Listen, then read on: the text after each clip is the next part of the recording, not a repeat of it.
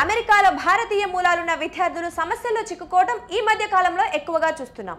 తెలుగు విద్యార్థులు సైతం ప్రమాదాలకు గురి కావటం, కనిపించకుండా పోవటం వంటి వార్తలు వింటున్నాం. గత నెలలో తెలంగాణలోని హన్మకొండకు చెందిన రూపేష్ చంద్ర అనే విద్యార్థి చికాగోలో కనిపించకుండా పోయారు. తాజాగా కాలిఫోర్నియా రాష్ట్రంలో ఓ 23 ఏళ్ల తెలుగు విద్యార్థిని అదృశ్యమైంది. గత వారం రోజులుగా ఆమె ఆచూకీ తెలియకపోవడంతో పోలీసులు ప్రజల సాయం కోరారు.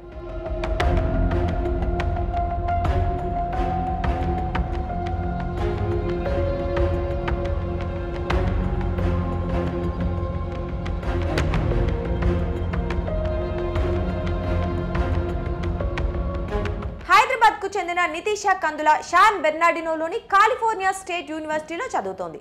మే 28వ తేదీ నుంచి కనిపించకుండా పోయింది. చివరిసారిగా ఆమె లాస్ ఏంజల్స్ లో కనిపించినట్లు యూనివర్సిటీ ఒక ప్రకటనలో వెల్లడించింది.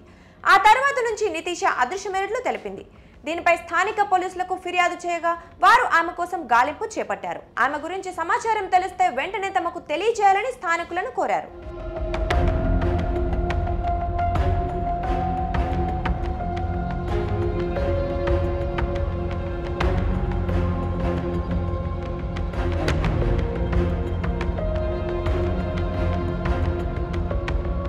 గత నెల తెలంగాణకు చెందిన రూపేష్ చంద్ర చింతకింది చికాగోలో అదృశ్యమైన సంగతి తెలిసిందే. ఇప్పటికీ అతడి ఆచూకీ తెలియలేదు. ఇక ఈ ఏడాది మార్చిలో హైదరాబాద్ కు చెందిన మహమ్మద్ అబ్దుల్ అరాఫత్ కనిపించకుండా పోయాడు. ఆ తరువాత నెల రోజులకు క్లీవ్లాండ్ లోని ఒహాయోలో ఓ సరస్సు వద్ద అతడి మృతదేహం లభ్యమైంది. క్లీవ్లాండ్ లోని ఓ డ్రగ్ ముఠా అబ్దుల్ ని కిడ్నాప్ చేసి అతడి తండ్రికి ఫోన్ చేసి డబ్బు పంపాలని డిమాండ్ చేసినట్లు వార్తలు వచ్చాయి.